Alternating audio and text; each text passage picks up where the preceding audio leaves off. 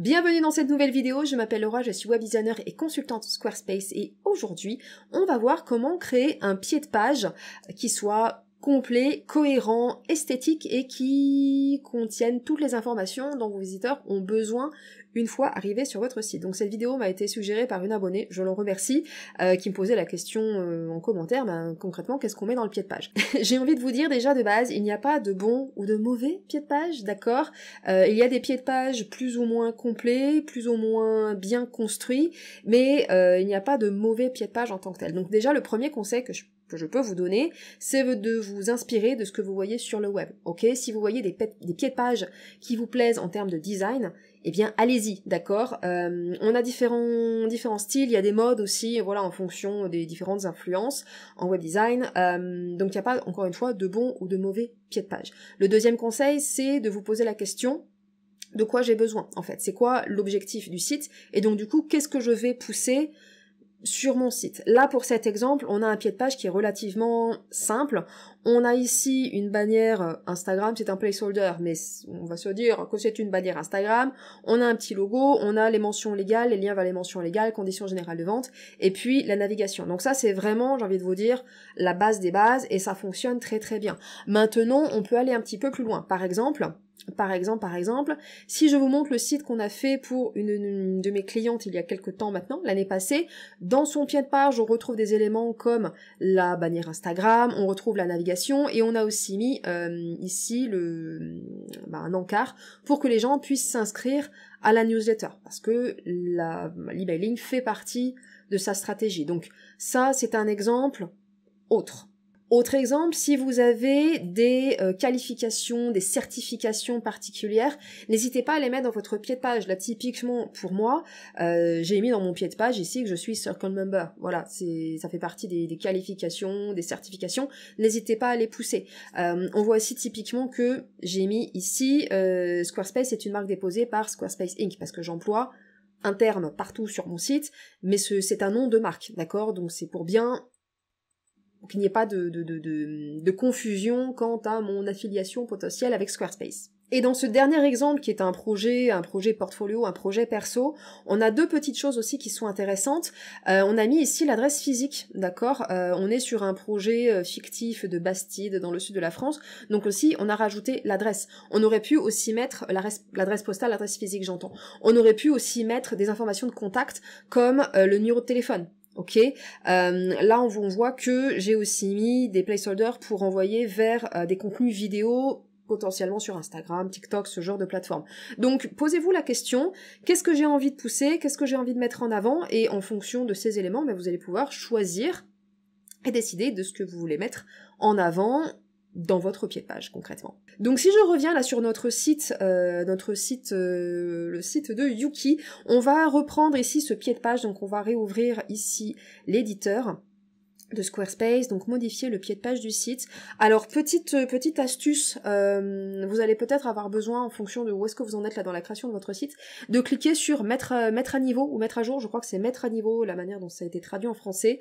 Ne me demandez pas pourquoi, il y a encore parfois, quand vous créez des nouveaux sites, des pieds de page qui sont sous l'éditeur classique. Je ne sais pas. Donc n'hésitez pas à cliquer sur mettre à niveau pour pouvoir utiliser l'éditeur Fluid Engine, qui a déjà 2 ans d'existence, pour mettre en forme votre pied de page. Donc j'ai tout enlevé et on va reprendre les éléments quasiment un par un pour que ce soit vraiment clair. Donc déjà la première chose, on voulait mettre un bloc Instagram. Donc quand vous cliquez sur ajouter un bloc, vous descendez un petit peu et vous avez ici Instagram. J'ai déjà fait une vidéo complète autour de ce sujet-là. Je vous mettrai le lien dans la description et quelque part aussi sur l'écran. On va éviter de se répéter. Là pour cet exemple en plus, vu que c'est un projet fictif, donc il n'y a pas de compte Instagram lié, on va partir directement avec une image.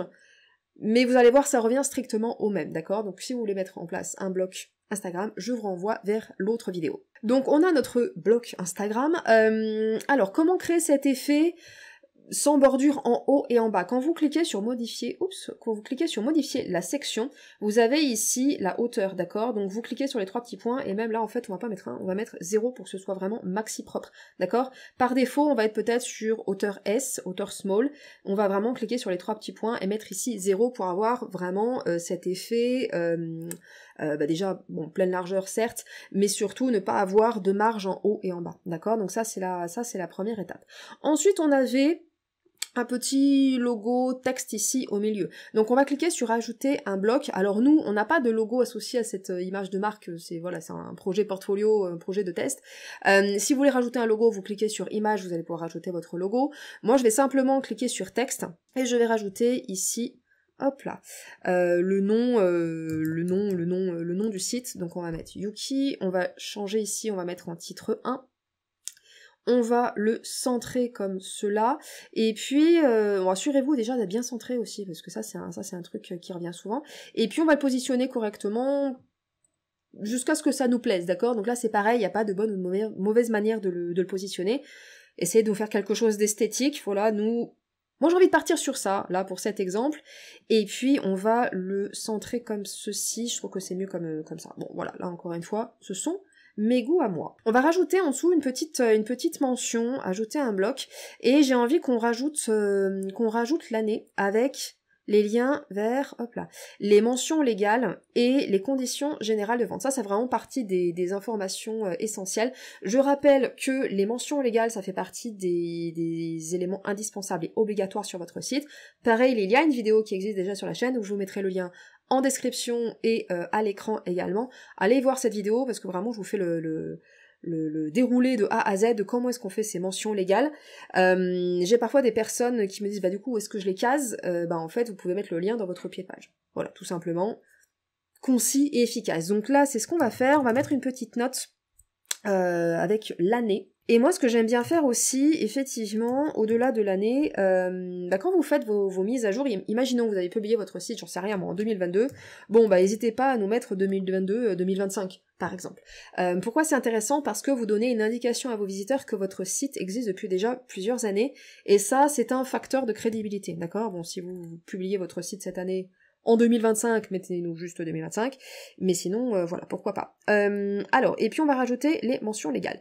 Alors, petite astuce, parce qu'on m'a posé la question il y a pas longtemps en consultation, si vous faites entrer, il va vous faire vraiment un gros retour à la ligne, d'accord? Mais si vous maintenez mage et que vous faites entrer, il va vous faire un petit retour à la ligne.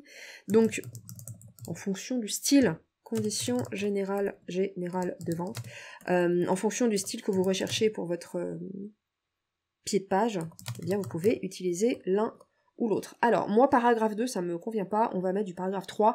Il n'y a pas de problématique SEO, voilà, vous pouvez choisir paragraphe 2, paragraphe 3. Là, pour le coup, c'est vraiment une affaire de design. Je suis centrée, là, ou pas? Oui, je suis centrée. Et puis, on va rajouter un petit peu de marge en dessous. Et puis voilà. Alors, là, on a juste rajouté du texte, donc maintenant, on va vraiment rajouter le lien, d'accord? Donc pour ajouter le lien vers une autre page, vous allez sélectionner le texte, vous allez cliquer ici sur le petit maillon, et puis vous allez venir chercher la page en question.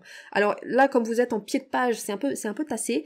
L'astuce, moi, que je vous donne, c'est de faire slash, de taper slash, et d'aller chercher ici vos mentions légales. Alors là, encore une fois, c'était un peu caché, mais elles sont là, d'accord? Si pour vous, voilà, vous pouvez décaler éventuellement le bloc de texte, hein, on va pas, hop, et ensuite vous le remettez à sa place. Voilà, conditions générales de vente. Alors avant de faire ça, oui j'ai mis CGV. Avant de faire ça, avant de créer tous vos liens internes, ça paraît évident, mais assurez-vous que vos liens soient propres en fait dès le départ. Bon voilà, ça vous permettra de gagner du temps, ok? Donc là on a fait la première partie. Donc, autre élément intéressant dans votre pied de page, ça va être de remettre les liens vers la navigation principale. Donc, par exemple, vos prestations, la page à propos, la page contact. Donc, moi, j'ai tendance à séparer la navigation d'un côté et toutes les informations de contact de l'autre côté. Encore une fois, en fonction du style de votre pied de page, des informations qui sont importantes pour vous. Là, c'est encore une fois, c'est vraiment une question de choix stratégique et personnel, j'ai envie de vous dire. Donc ce qu'on va faire, c'est que sur la gauche, on va rajouter la navigation. Donc je vais changer ma table de place, je vais me mettre ici pour qu'on puisse bien voir ce que je suis en train de faire là. Et on va créer un bloc à peu près comme ceci.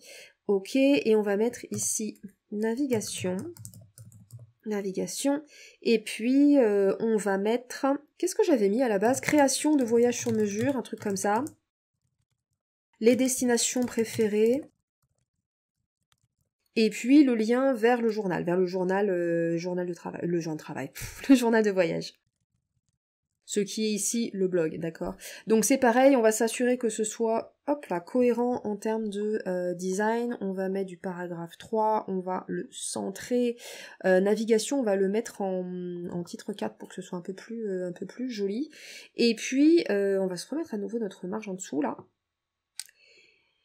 Et ce qu'on va faire, puisqu'on est un petit peu feignant, alors bien sûr, vous rajoutez les liens vers les pages en question. Là, on va pas tout faire parce que sinon, on va pas s'en sortir, d'accord? Mais vous n'oubliez pas de rajouter les liens parce que sinon, c'est juste du texte qui sert à rien. Donc voilà, donc n'oubliez pas de faire ce travail-là. Comme moi, je suis un petit peu feignante, je vais simplement prendre ce bloc, cliquer dessus, cliquer sur dupliquer. Et on va le positionner de l'autre côté pour mettre toutes nos infos de contact, d'accord? Donc à la place de navigation, on va écrire contact. Du coup, il m'a basculé tout ça en titre 4, c'est pas grave, on va remettre en paragraphe 3. Et puis ici, on va mettre, qu'est-ce que j'avais mis? Me contacter par email. J'avais mis réserver un appel découverte, un truc comme ça. Et puis, on va mettre le lien vers la page à propos. Because why not? Donc encore une fois, il n'y a pas de bonne ou de mauvaise idée, c'est vraiment purement stratégique, c'est vous qui décidez de ce que vous voulez faire. Alors, vous m'avez vu le faire plusieurs fois, je pense, vous m'avez vu rajouter des lignes en dessous. Une autre manière de le faire, vous pouvez cliquer sur modifier la section, et là, vous avez... Oups, si j'arrive à pousser, voilà, merci. Nom de ligne, d'accord, donc vous pouvez, par exemple 16, c'est pas mal comme ça. Ça me paraît déjà un peu plus aéré. Alors, l'autre conseil que je peux vous donner, soyez attentifs à petit 1, bien centrer les éléments correctement, ici, là, voilà. Donc là, on voit que ça, c'est bien centré, donc ça nous convient, on est content. Assurez-vous aussi, là, de chaque côté, que ce soit à peu près propre et cohérent, d'accord? Là typiquement je me rends compte qu'en fait ça me va pas et c'est pas ce que j'avais fait. On a un seul bloc de contact pour contact et réserver, me contacter par mail, et en fait à la base ce que j'avais fait c'est que j'avais fait 2 blocs. J'avais fait un bloc avec le titre contact et j'avais fait un bloc avec les éléments, et vous allez voir que le résultat est quand même un peu plus, alors on va le centrer comme ceci, et vous voyez que personnellement je trouve que c'est un peu plus esthétique que ici, d'accord? Je sais pas ce que vous en pensez, vous, mais moi je trouve que c'est un peu mieux. Donc en fait, c'est ce qu'on va faire, on va dégager ça. C'est mon côté perfectionniste, hein. Voilà, on va faire comme ceci, pareil, comme tout à l'heure, je sélectionne les blocs, dupliquer, je les colle, hop, j'y arrivé, copier, coller, et ici on va remettre navigation. Voilà, donc là on a quelque chose déjà qui me convient beaucoup mieux. Et voilà, et une fois que vous avez mis en place tous vos liens, donc me contacter par email, vous pouvez renvoyer vers la page contact, à propos vers la page à propos, réserver un appel découvert, vous pouvez éventuellement renvoyer vers une autre page, comme par exemple une page Calendly, etc. Et une fois que vous avez fait tout ce travail, j'ai envie de vous dire, c'est terminé, tout simplement. Donc encore une fois, n'hésitez pas à vous inspirer de ce que vous voyez sur le web. Voilà, il n'y a pas de bon, de mauvais pied de page.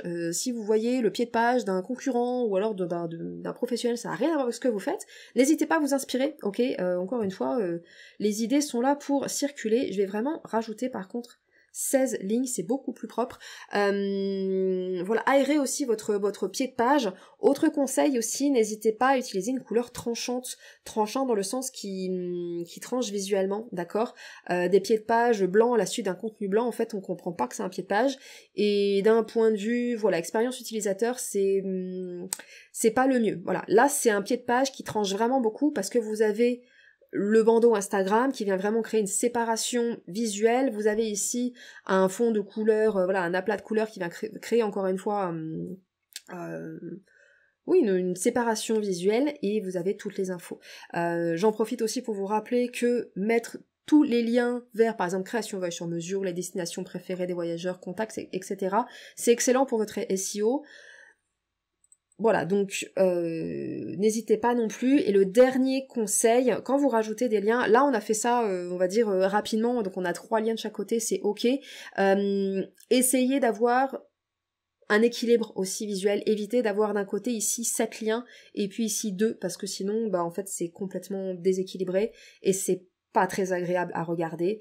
Donc voilà, essayez de créer quelque chose qui soit équilibré et agréable à regarder. Si ce tutoriel vous a plu, eh bien likez, abonnez-vous, je publie du contenu autour de la création de sites avec Squarespace toutes les semaines, donc n'hésitez pas à vous abonner. Si vous avez besoin d'aide pour mettre en place votre pied de page, votre site, etc., n'oubliez pas que vous avez les consultations individuelles qui sont là pour vous aider, pour vous donner un coup de pouce pour le lancement de votre site. Je suis dispo par email, n'hésitez pas. Et puis je vous laisse sur ce, et je vous dis à bientôt dans une prochaine vidéo. Bye bye.